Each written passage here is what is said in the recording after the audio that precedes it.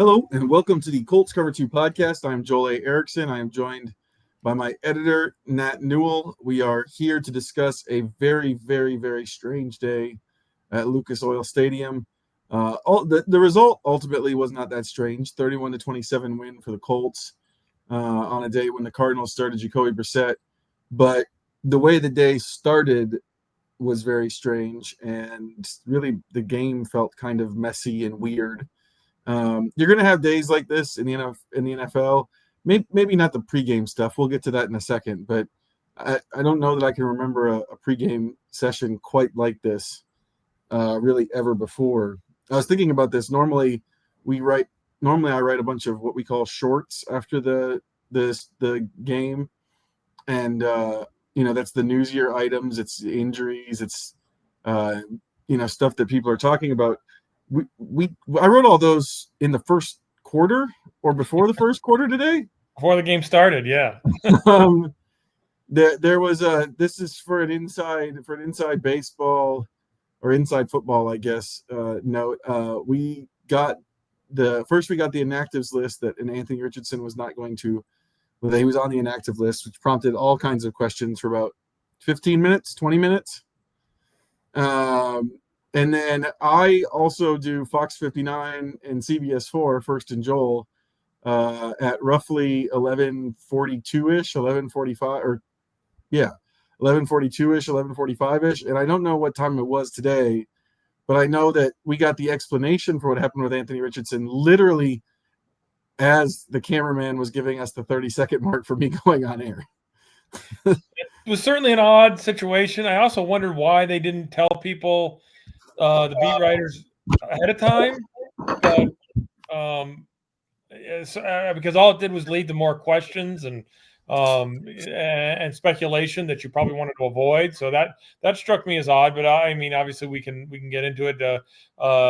Richardson broke his orbital bone, which is the bones around your eye. Went to the hospital. It sounded like it was not great, and we don't know what his status is, which leads to plenty of questions. I mean, he's the only quote unquote the backup quarterback, but they really don't have another. I mean, I don't think Riley Leonard is ready to play too much in the NFL, so that raises some serious questions for this Colts team. Yeah, it's a remarkable injury. We don't fully know what happened. We know it involved resistance bands. Quarterbacks, pitchers, I mean, really anybody who works out, but I think quarterbacks specifically, like people who use their arm a lot, you do a lot of resistance band work. There's a lot of ways that in theory could go wrong. We don't know exactly what went wrong here in terms of Anthony. We know what went wrong. He got hit in the eye, but we don't know exactly how that happened. And yeah, I don't think the other thing is normally when a player gets hurt, we try to look up, previous players who've been hurt, how much time they missed. There's just not a lot of orbital bone fractures for quarterbacks in history. Plus, we don't know the severity, so it will be interesting. I think one of the things to note is that this really kind of shook Shane Steichen before the game.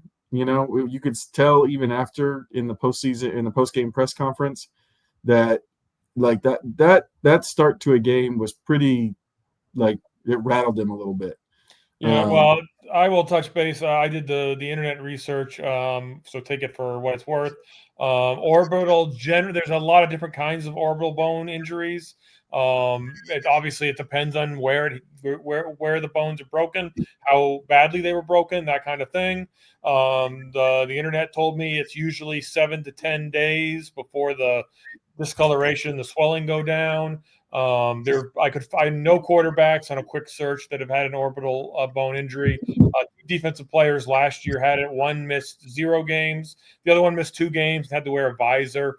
I don't know. I mean, obviously, a quarterback probably needs sharper vision than a defensive lineman to do their job. So maybe it's a more serious issue for a quarterback. You can need surgery, in which case then it's a much more intensive thing. I think we can get into the backup quarterbacks with in one of the categories here. We haven't mentioned Right. Charvarius Ward, who had a concussion in pregame as well. So the Colts lost 2 players before the game even started. Yeah. Anyway, that sort of set the tone for a wild day. There's also a really terrible Arizona injury, a neck injury for their one of their backup tight ends and special teamers. The last I saw, he had extremities. He'd gone home with the team, so it seems like that was a really odd one. Like It didn't look like like the hit by Alubi. It didn't look like anything no, unfootball like, and yet he was unconscious. I mean, he lost consciousness, got knocked out by the play. So yeah, I would be interested to hear more about it. Doesn't sound. I mean, he had a concussion and he had a neck injury. It does not sound like he's going to play anytime soon. Again, just speculating on what was said. But he did go home. But the fact that he had all his, could move his arms and legs, could fly home with the team. That all, given where he was at in the middle of the game, all of that is a good sign. yeah, and it just kind of set the tone for a fairly just weird day at Lucas Oil Stadium. We'll jump into the categories though.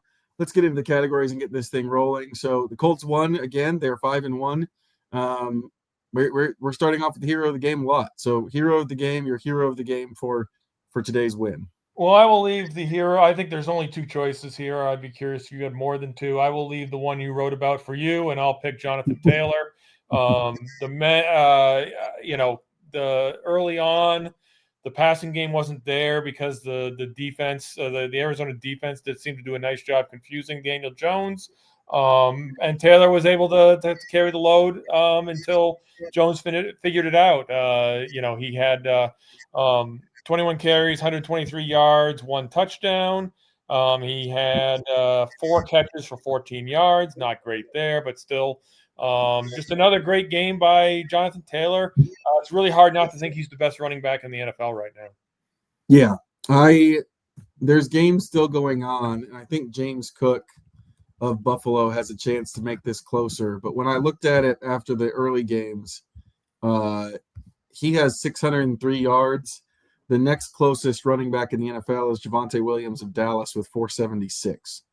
So he's way ahead of everybody so far. He's averaging 100 yards per game.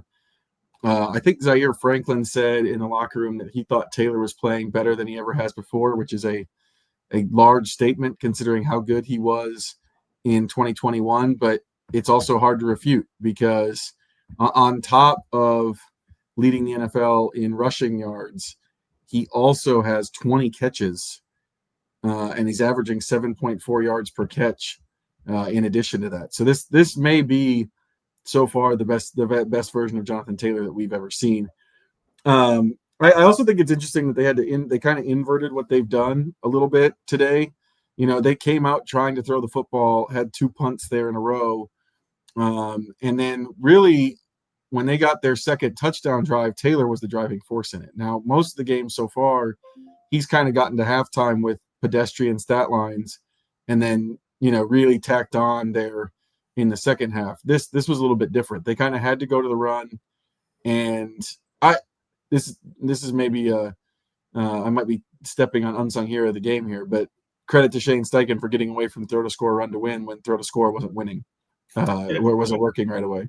Yeah, and really, this was the one thing we hadn't seen from Taylor yet in terms of sort of forcing the issue a little bit. I mean, again, they were taking what was there, but as you said, they'd been leaning on him to close out games, and today he really stepped up when they needed it. Again, likely because of how the defense was playing the Colts.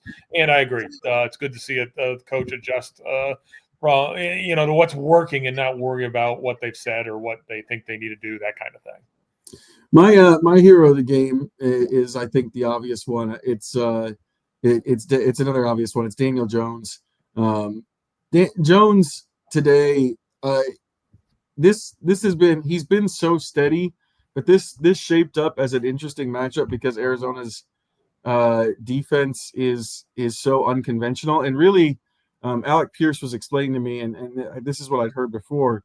The thing that makes it unconventional is that they just essentially kind of play 10-man defense, and then Budda Baker could do anything on any snap, whatever he feels like, based on what he sees. He almost got Daniel Jones once, really bad. There was a over the middle play in getting down towards the. I don't know if it was in the red zone or not, but it was in the second half. Colts were down 17-14. It looked like they were driving maybe for a go-ahead touchdown, and Baker nearly picked off Daniel Jones over the middle. So he almost got him once, but the thing that sticks out to me with Jones is just when they needed him on the last two drives, because it was clear the defense was not stopping the Arizona Cardinals. They gave up a touchdown, they gave up a field goal in the fourth quarter. That allowed first it was 24-17, and then they took a lead at 27-24. The offense was going to have to really pretty much win this game. And while Taylor was still good down the stretch, the big factor in those last two drives was just four really, really nice throws and decisions by Daniel Jones, where we found out after the game that this is stuff that he had, these were plays that he had, said, you know what, I think I might get a different coverage than what we want to call on this. If I get that, I'm going to throw it to Alec Pierce. A dicey proposition when there's a safety roaming around doing whatever he wants to do. But he identified it. He identified it right, made the throws. The first two throws were more about, conviction and finding the right throw, making the right throw. And then the last two throws on the last two drives were, to me, about, for a guy who supposedly can't handle the pressure, he stood in there and got, rocked on both throws and made great throws. So Jones, he just continues to play well. I think after the 22-yard pass to Alec Pierce that he got hit really hard by Calais Campbell on to deliver it, I leaned over to Greg Doyle, our columnist, and I just said, I'm done waiting for the backslide. He's good. He's just good here. We just have to. He's just good. Until he doesn't look good for a couple games in a row, I'm just going to assume this is who Daniel Jones is going to be. Yeah, no, I came to that conclusion a couple of weeks ago, but I don't know how anyone could dispute that Daniel Jones has become a good quarterback, or I dare I say a great quarterback this season under Shane Steichen. I just don't know what else he could do. I guess he could lead the team down the field and win a game at some point, but there's no reason to think he can't do that. And it's not, I mean, they did do it against Denver. It was not, obviously there was some weirdness at the end of that game, but he got them close enough to kick the field goal. So I just don't know what there is left to say about Daniel Jones other than he's a different quarterback than he was in New York. And it's fascinating to watch this happen. Yep. We'll move on. This I think is our first real category for some creativity tonight. Villain of the game for the Colts win over the Cardinals. I think you can go a couple of different ways here. I guess I will go. This is again not obviously not intentional. I will go with Drew Ogletree or whoever the person was throwing the pass in pregame. Obviously, to set this up for this is how Trevarius Ward got hurt. Ogletree appeared to have just walked out on the field and was waiting for a pass, waiting to catch a pass and warm up. Just one of the staff members is throwing the ball to him, but the staff member wasn't throwing the ball. It was because Ward is cutting across with another staff member throwing the ball to him, and Ward never saw Ogletree. Ogletree's 6'5", 260. Ward is obviously not a small person compared to a normal human, but these are not normal humans. They collided full on, or he collided full on with Ogletree. And it was, I mean, and he got a concussion, and he was the second player out of the game. Again, obviously Ogletree didn't do it on purpose. No, he never saw it coming. There was no way. I think there has to be some kind of logistics adjustment by the Colts. This has never happened before. I'm certainly not blaming anyone for anything here, except to say that Ogletree was in the wrong spot at the wrong time, and they knocked out their number one corner. And that really had a huge impact on the game because they just don't have anyone else to play corner at this point. And then even though Marvin Harrison Jr. went out, who was supposed to be shadowed by Ward, they still had guys who had not done anything all year do really well in the pass game, just because the Colts don't have anyone left. Yeah, my villain of the game is whatever football god decided he hates the Colts corners this year. Yep. It's but I think I've said on this podcast a lot of times over the years that it feels like every year there's one spot, one place on the roster where they're going to have way more injuries than the other ones, and they're going to be completely depleted. The corners right now is beyond even that. Like, if you really start thinking about it, and I finally started counting it up, they have their top 3 options at outside corner this year are out right now because Charvarius Ward has a concussion. Justin Wally, the rookie who was supposed to start at the other one, tore his ACL. It's been a long time, so you don't think about him, but he was supposed to be the guy. And I do think that's significant because he's supposed to be like a better version of Mekhi Blackmon with the speed to kind of play matchups and stuff like that. And then Jalen Jones, who was Chris Ballard's plan, I think, to be the other outside corner because he trusts a player who's been there, who's been pretty decent for 2 years, has dealt with hamstring injuries that still have him on the injured list. So you had 3 outside corners missing. You also have 2 slot corners missing. Kenny Moore is still dealing with an Achilles injury. Mike Hilton is on practice squad IR with a shoulder injury. So you're down to Chris Lamont. So for most of the game today, your corners are Jonathan Edwards, Chris Lamont, and Mekhi Blackmon. And none of those 3 players, when camp opened, were thought to be in the Colts picture. 2 of them weren't even on the roster. And in years past, we would have pointed to Chris Ballard not getting enough depth at certain positions. I don't think you can do that this year. I mean, obviously, cutting Juju Brents in retrospect, at the time and certainly now, seems like an odd decision. Certainly, he got hurt all the time. Maybe if he was here, he'd just be on the IR too. But really, that's the only thing. And again, we can talk about Xavier Howard, should they have brought him in or whatever. But I don't even have a problem with them bringing him in. Their devotion to him was probably the problem there. But he's not here anymore, so he's clearly not the problem anymore. But I just think this is football, and it's bad luck, and whatever is going on at cornerback has been tough. And to their credit, they keep winning. So credit the Colts for figuring out a way. Although today was not pretty on defense. Jacoby Brissett should not have 320 yards passing in any football game. True. He's very good at something else that we will get to later in the podcast. But, he played as well as he's played since I wrote it down. It was 2022, I believe, was the last time. November 20th, 2022 was the last time he'd had a better passer rating than he did today. Now he hasn't started a whole. That was in games he started. Hasn't started a ton since then, but that just sort of reinforces the point that he's seen as a backup quarterback now. But he looked good throwing the ball down the field. Was more aggressive than we usually see. Than the Jacoby Brissett we saw. But a lot of it has to do with. Certainly a lot of it has to do with the secondary being beat up. But hey, you take advantage of what's there. So credit to Jacoby Brissett. Yeah, it's weird what's happened with the Colts corners.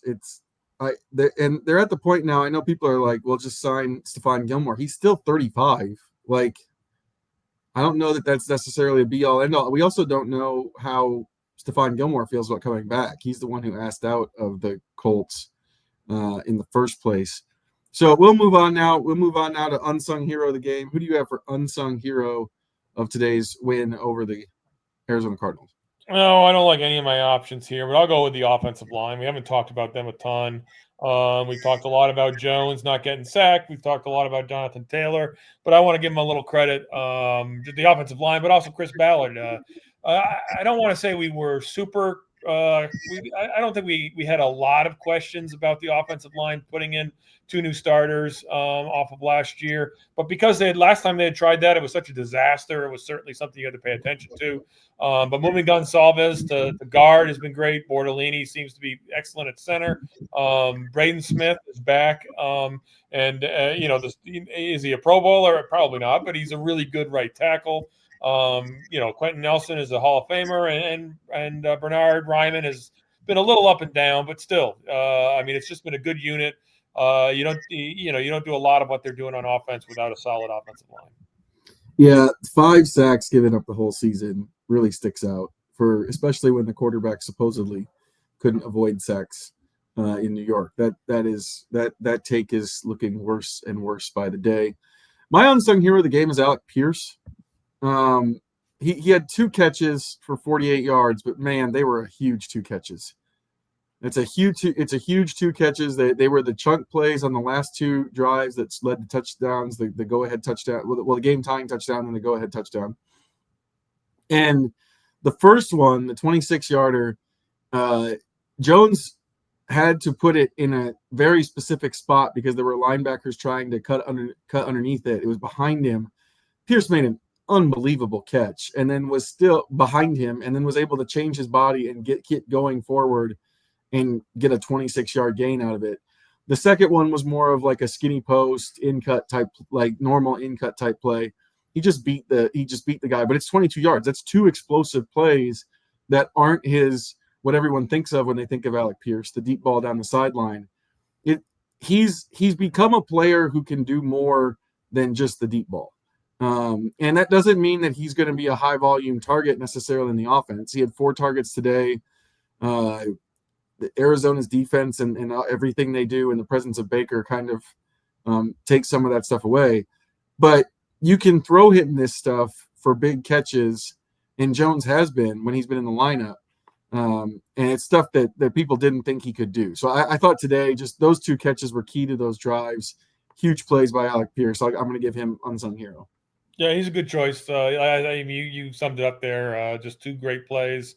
And yeah, we're seeing a more well-rounded running receiver, and it'll give the Colts a difficult decision to make in the offseason when he's a free agent. Unsung villain. Who is the unsung villain of this game?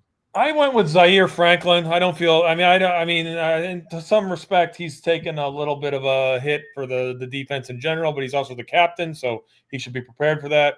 Terrible personal foul call, late hit. They went from probably getting would have been 3rd and long to an automatic first down. They went down to Carolina. The Cardinals went down and scored. And again, we've talked about it. He's just not a pass cover guy, and they were really the linebackers contribute. It's not what he's supposed to be doing, quote unquote. He's a thumper and he's good at that. Certainly, but just the middle of the field's wide open against the Colts on top of all these injuries. So, I don't feel great about Zaire Franklin as my unsung villain, but someone needs to take a little heat on the defense here. Yeah, I think that's true. I wanted to go with a blanket positional group here, but I was thwarted by the final drive. So what I'm going to end up doing is say I'm going to go with Latu. But I really want to give it to Latu, Ebicom, and Taekwon Lewis. Kwity Paye, I don't think he was really forcing the action much, but he did end up with 2 sacks, and sacks do matter, and one of them was huge for this team to stop a drive. So I can't put him in there. But this team just isn't getting enough pressure from the ends. This was a game where they desperately needed a defensive line to kind of run things up front. And Jacoby Brissett often had a lot of time to work with, and it was not the defensive tackle's fault. Grover Stewart had a pressure. Adibari had a pressure. Neville Gallimore and Grover Stewart at one point chased Jacoby Brissett all the way to the sideline, prompting Jim Aiello, our former coworker, to bring up how Jacoby is the slow pony because he's not very fast. And then Butner really is responsible for one of Kwity Paye's sacks and was responsible for most of the pressures in one way or another. So the defensive tackles, I think, were here's the thing: defensive tackles should have fewer pressures than the defensive ends. They just should, because they have to be blocked by more people. Buckner is facing a double team on just about every snap. Latu has 3 quarterback hits. I don't remember any of them. Maybe I should.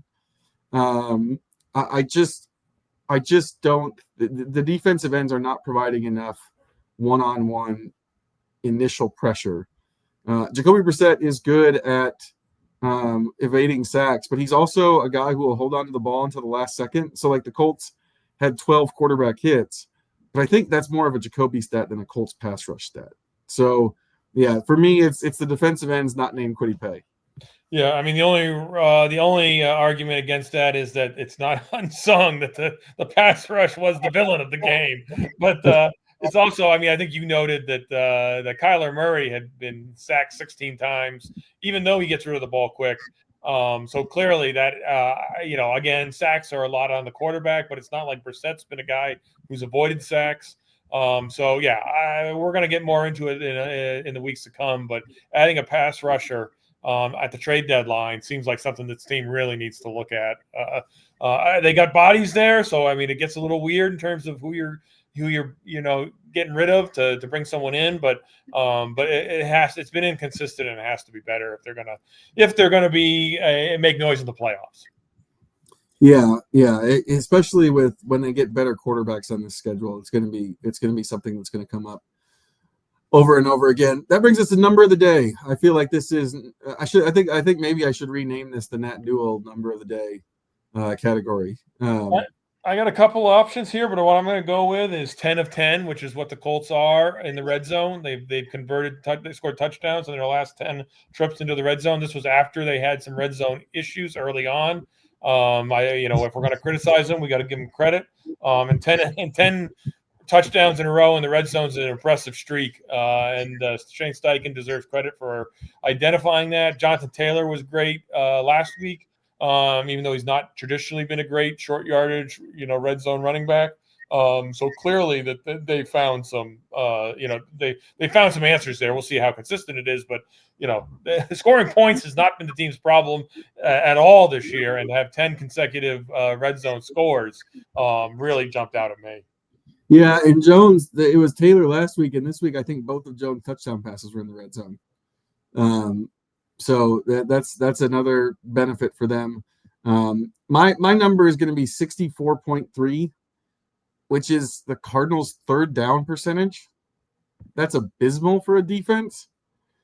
Like that's a truly terrible number. And there's some really long conversions in there.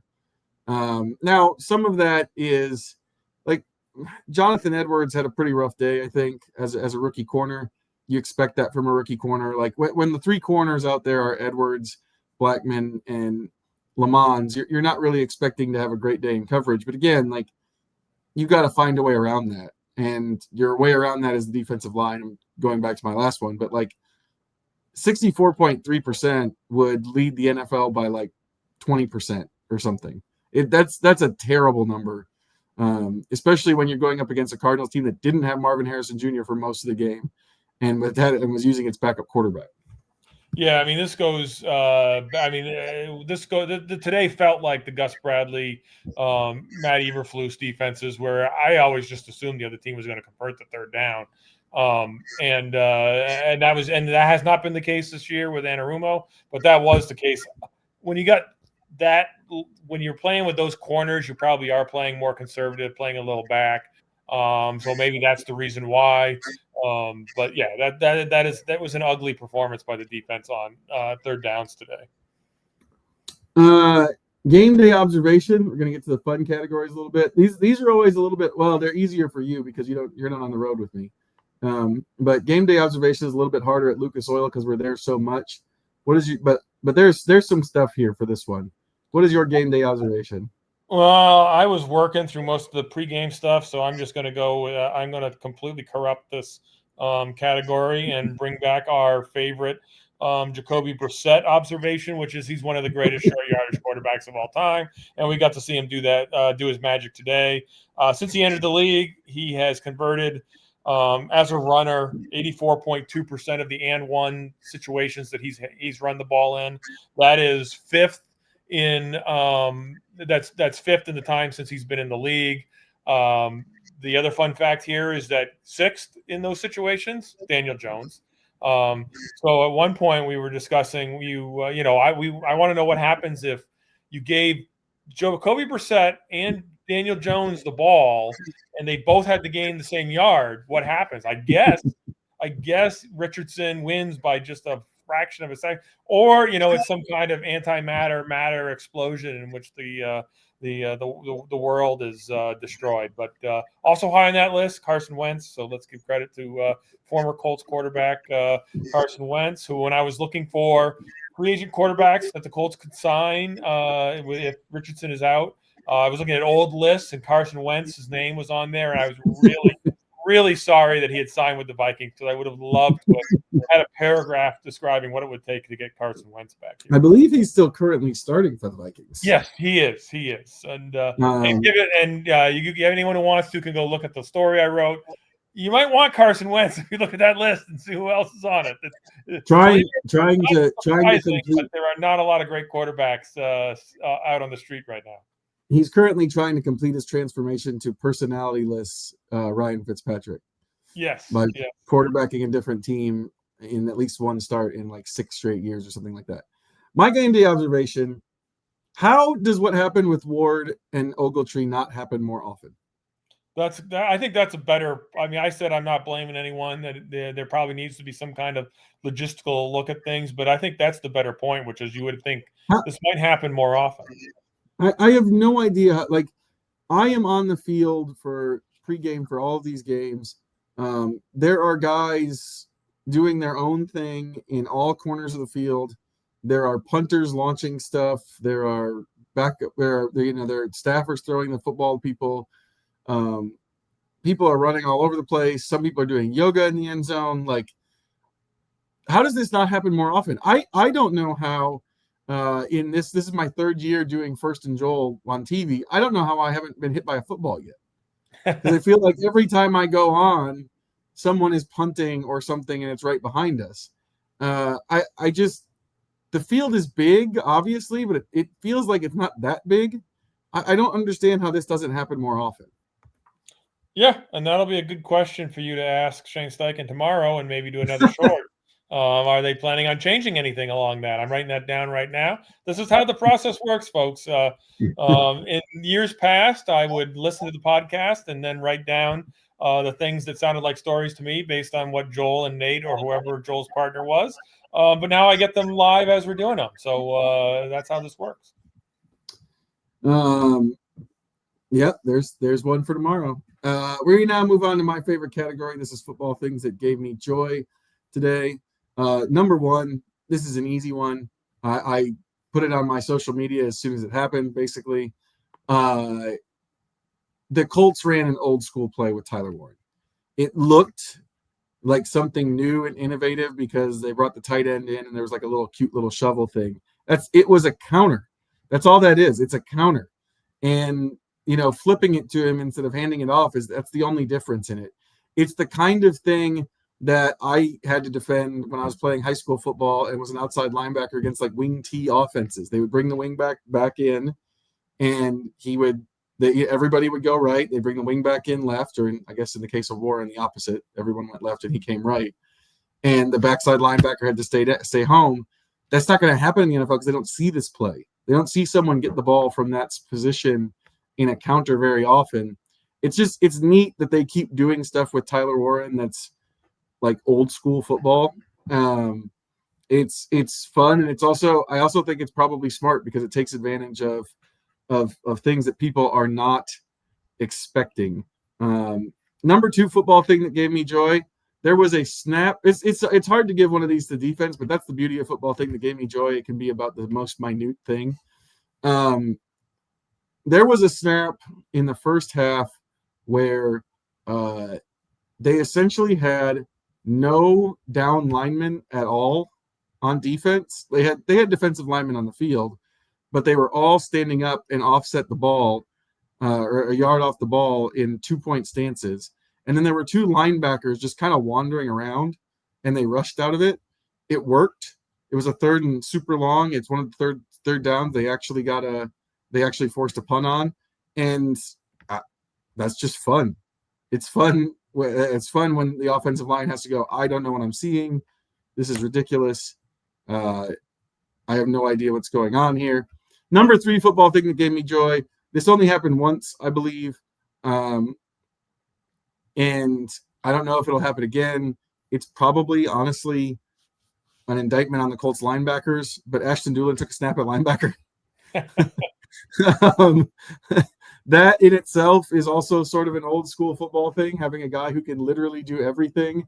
We have joked about Ashton Dulin in the past like that. The Colts seem to be leaning into that. I think the idea is that they don't have somebody who can spy the quarterback the way Lou Anarumo wants, because ultimately this goes back to Hunter Wohler getting hurt. That was supposed to be his job, dime linebacker. And they came up with a creative solution. It was Ashton Dulin. And yeah, let's there was a baseball. Is it Bert Campaneris is the last major leaguer to play all 9 positions in one game? I think other people have done it since then. He was one who made it sort of popularized it. Can we do a football? The Colts play the Titans in 2 weeks. The Titans are terrible.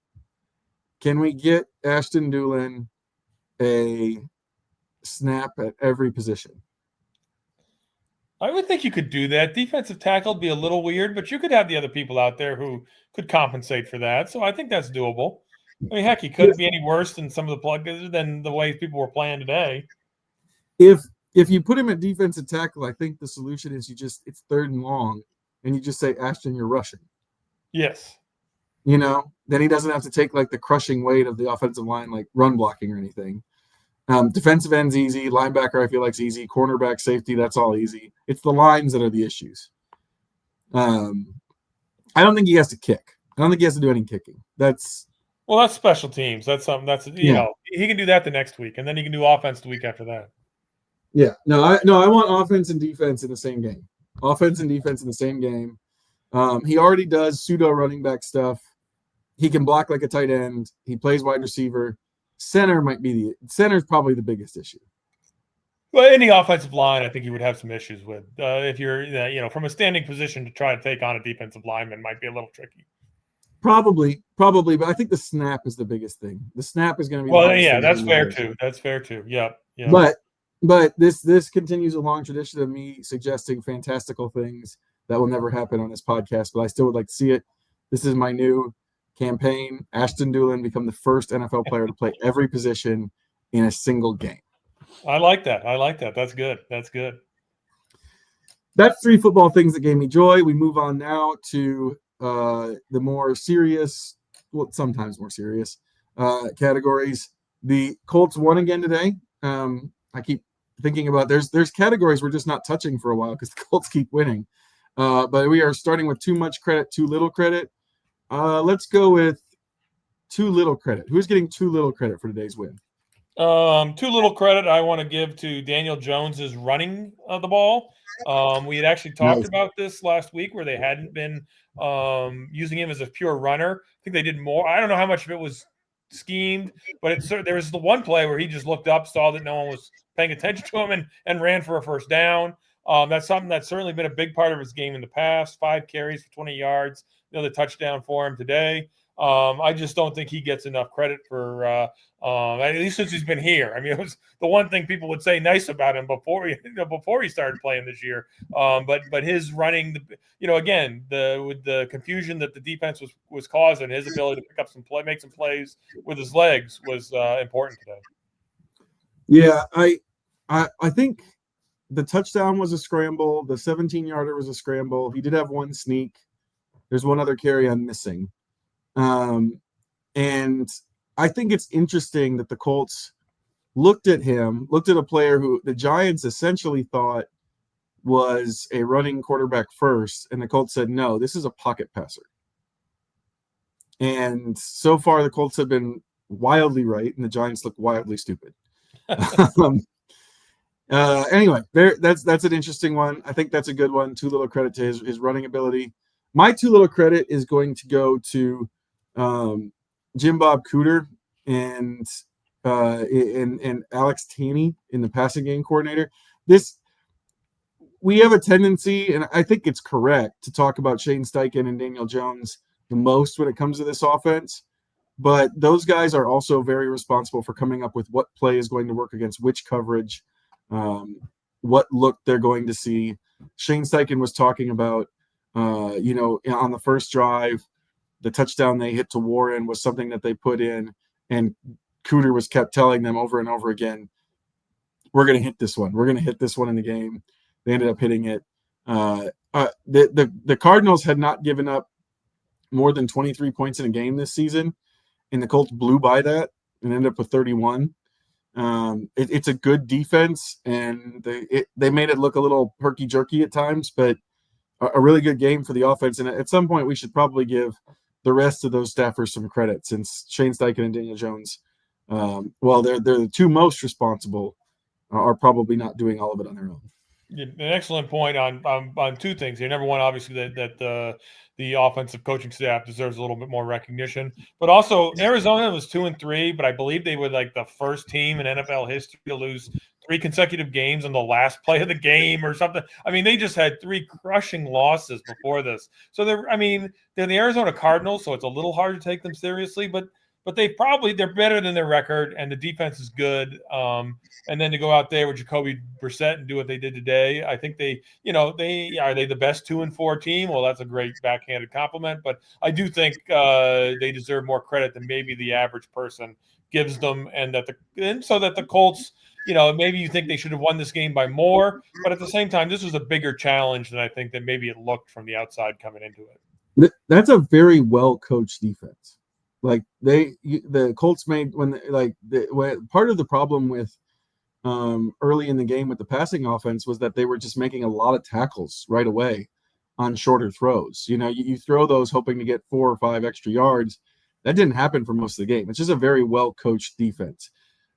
Too much credit. We are up to too much credit. Who is getting too much credit for today's win? No, this was an easy one. Of course, it's Josh Downs. Everybody's raving about him. And yeah, sure, he scores a touchdown and takes a hellacious pop.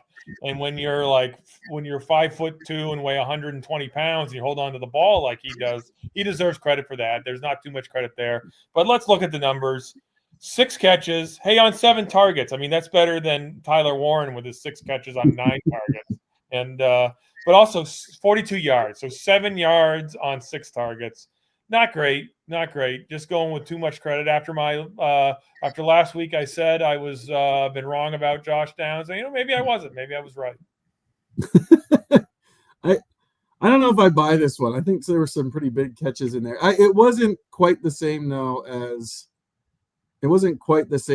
last game, where last game it felt like every catch was a big first down. I don't know that again this plays into what we were just talking about. That they did a good job of tackling in the open field. I don't know. Maybe. Yeah, it depends. I don't know. Maybe we're giving too much credit there. My too much credit, my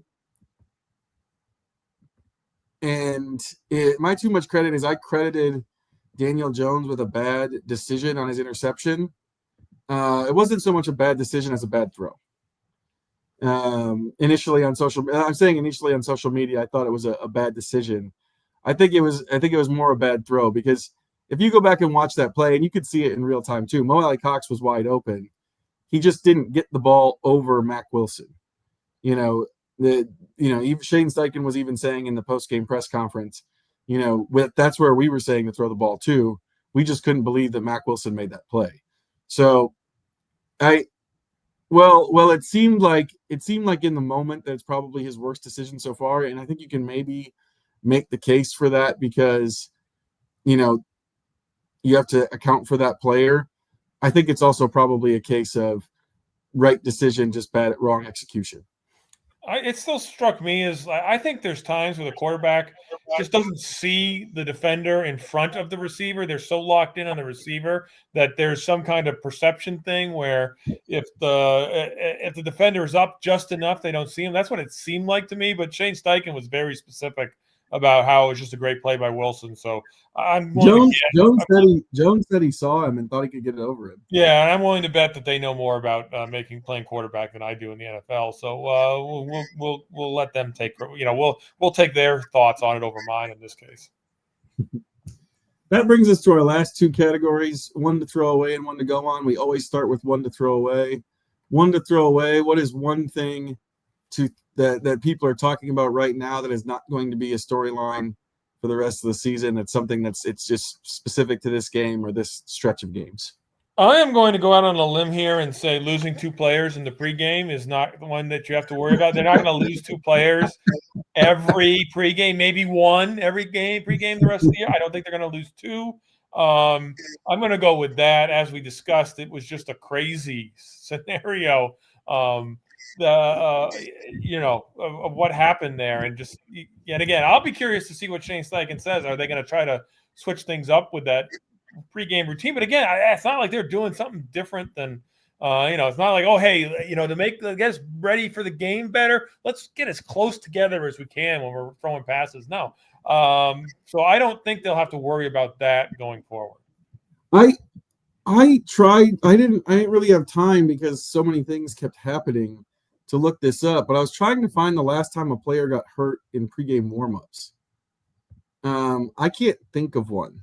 Can you think of a Colts player hurt in pregame warmups in recent years? No, I mean, obviously you have those scenarios. I mean, like Alec Pierce with a concussion. It seemed like everything was going well, then all of a sudden he's not playing. But it's a concussion. Concussions, you got to be real careful. And that was days beforehand. Yeah. Yeah. Well, and also you have the times where people show up. It's a game time decision. That's pretty routine. And sometimes they play and sometimes they don't. But that's not what we're talking about here. We're talking about perfectly healthy guys all of a sudden being really badly hurt. I mean, you watch go online, read our story. You can see the tweet with the video of what happened with Ward. That was a serious collision.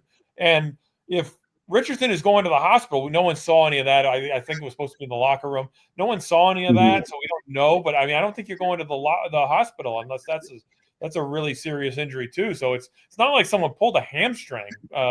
Running routes. I mean, these were I wonder, how long is Ward going to be out for is a real question, as well as Richardson.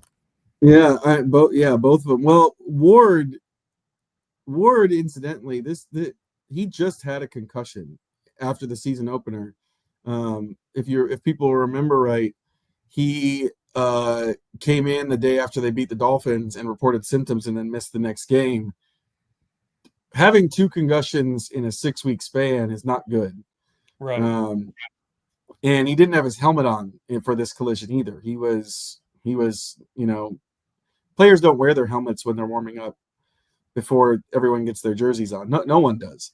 And so, yeah, I don't know. I think that I think you're right. That this is not going to keep happening again. This was a one-time, very, very strange day, very, very odd thing to happen at Lucas Oil Stadium. I hope I don't see it again. It was very strange. And also it threw off my pregame routine, and I don't like that. It was a very at the end of the game, just like you said, I'm thinking, okay, what are the shorts? Because we want people to read stuff, and it's what people are really interested in. We want to, we really want to answer the questions that people are asking.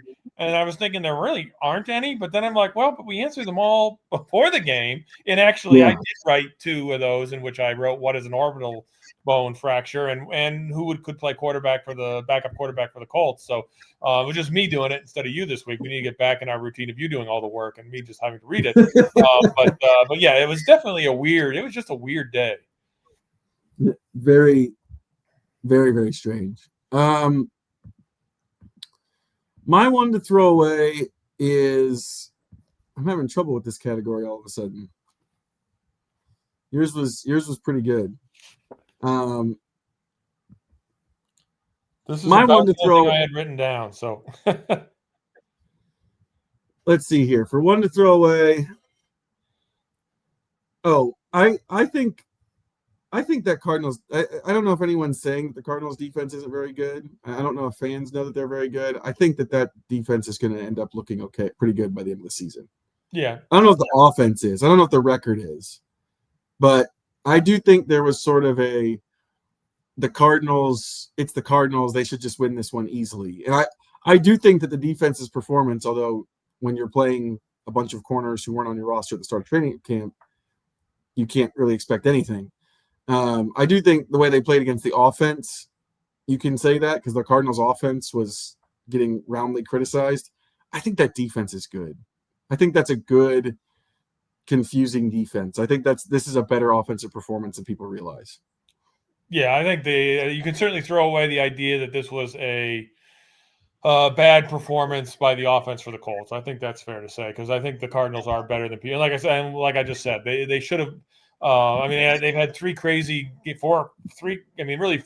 games at the end now because they There was some argument that they got called pass interference on the last play there. That should have been a touchdown for them, or it should have been a penalty in the end zone. Would have put them at the 1 for the first down. I think it was. I mean, I think he could have gone either way. I didn't look real close at the play, but anyway, this is a good. This is a better Cardinals team than their record, and not all the games are going to be 40-6. So I think that's a fair one.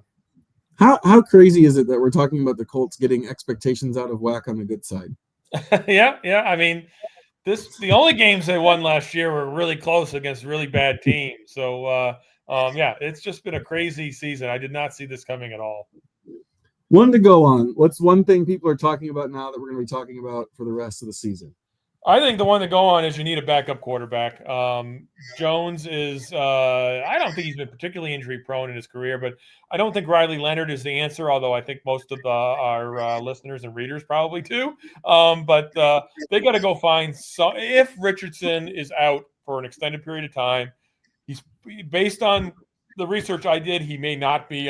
We don't know. This is just totally speculating on what historically happens with these fractures. And also, like I said, I did not find a single quarterback who had this injury, so that complicates trying to make any decisions. But they need a backup quarterback who they can count on. I don't think that's Riley Leonard. So if Anthony Richardson is not healthy, then they need to go out and they need to trade for one.